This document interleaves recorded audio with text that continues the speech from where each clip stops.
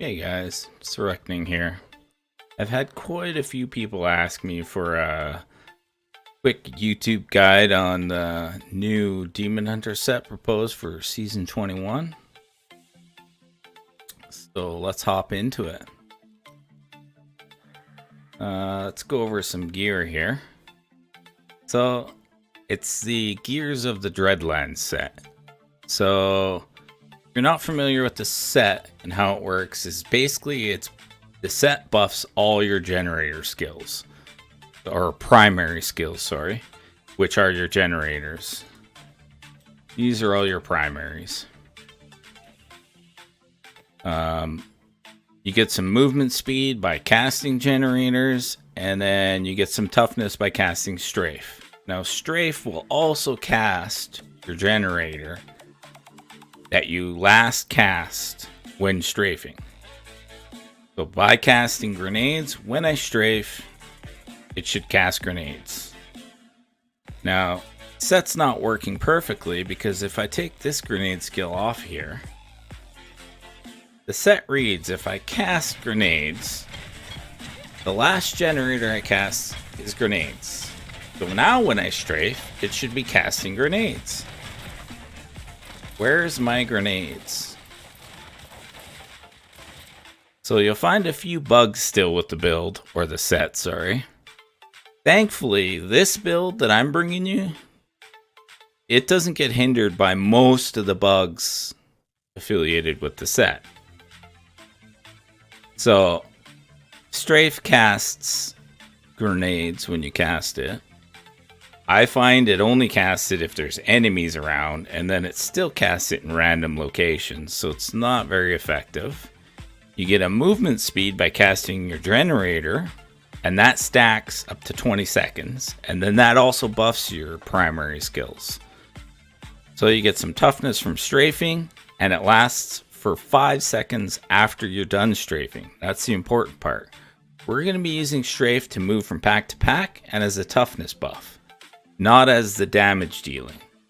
So we're not going to strafe while in a pack. We're actually going to strafe to it, then cast our generators or primary skill manually as the way to apply the damage, which is also buffed in the 6-piece at 10,000.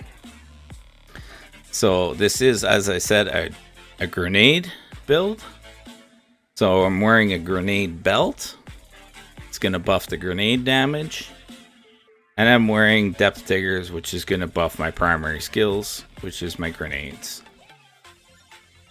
I'm wearing wraps of clarity from some toughness, flavor of time, and focus and restraint, which works really well, seeing as that every 5 seconds we have to cast strafe, which is a spender, and we're casting generators. So focus and restraint works really well with this build.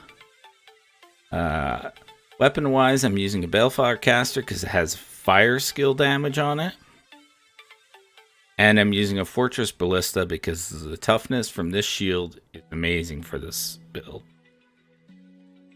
In the cube, we got Hunter's Wrath, which is a primary skill buff.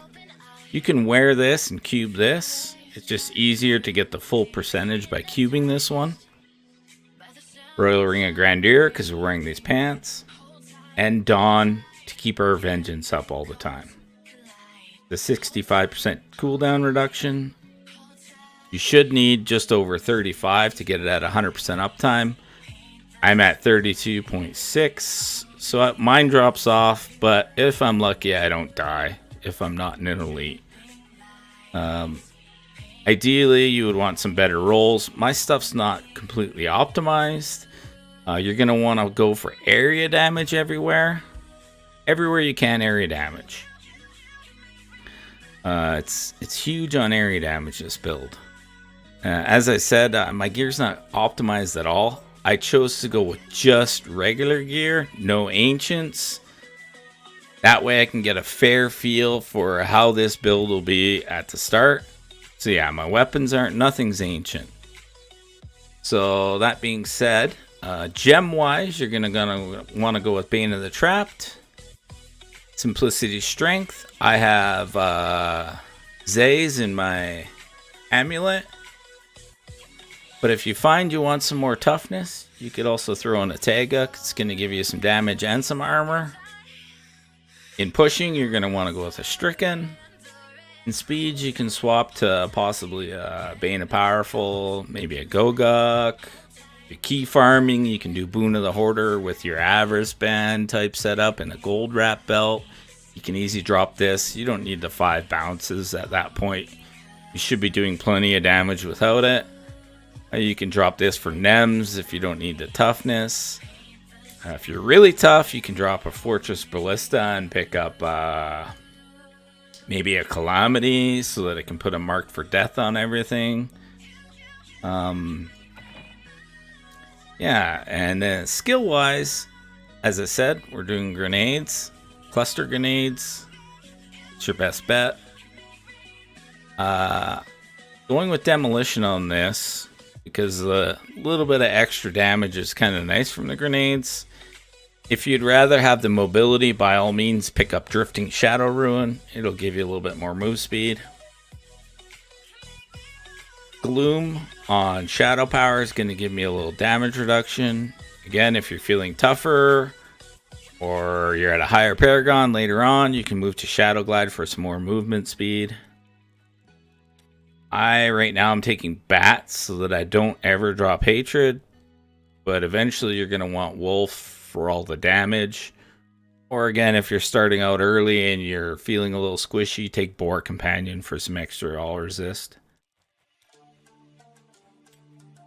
Preparation with Focused Mind is going to keep my discipline all the time up so that I can have all the time my Shadow Power up.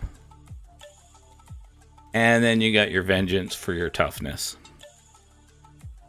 Passive wise, you're going to want Call of the Weak for some extra damage. Numbing Traps for some damage reduction. Grenader, because we're doing grenade build, it's huge. And Ambush for some extra damage. I think that's everything. We covered it all. Let's show you a little bit of gameplay. Super fun build to play. Hit these on cooldown. Use this every 5-ish seconds. And then just rotate between these two. Move from pack to pack with this. Attack things with that. It's going to be fun. Trust me. Alright, let's do a 75. So we get some toughness from doing that. Then we cast our generator to get some move speed and damage. And we're off to the races. The more we use your primary skill or your generator, the more your move speed's going to stay up, and the more damage you're going to output because of the 2-piece damage multiplier from having cast it. Your stacks up to 20 seconds.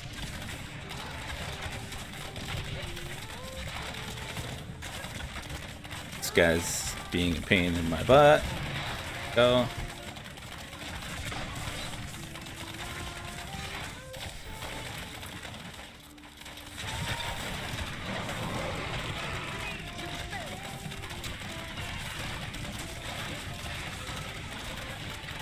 Super fun. So I'm just spinning from pack to pack, casting grenades.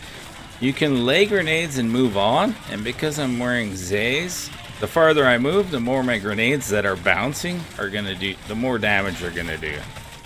So it's kind of nice build, especially if you're doing like 4-man groups, which I'll get into after this run.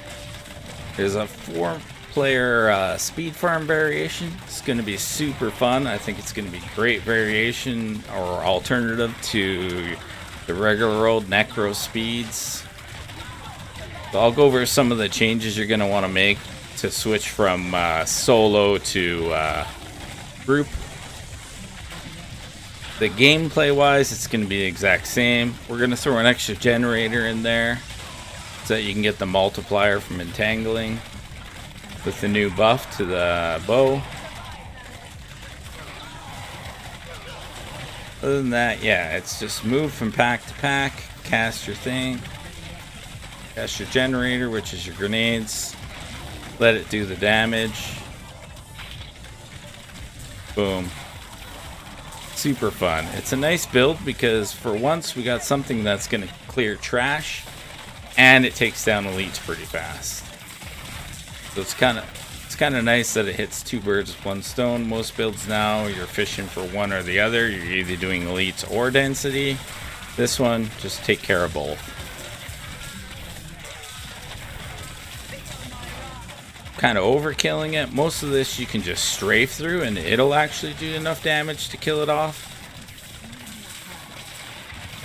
But it's also nice to keep those stacks up all the time.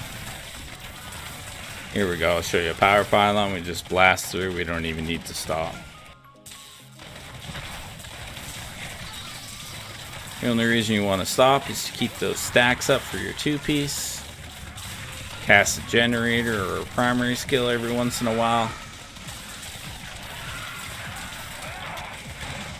Keep your move speed up, keep your damage up. Super fun, super satisfying to watch and play. And dead. Yeah, that was pretty good.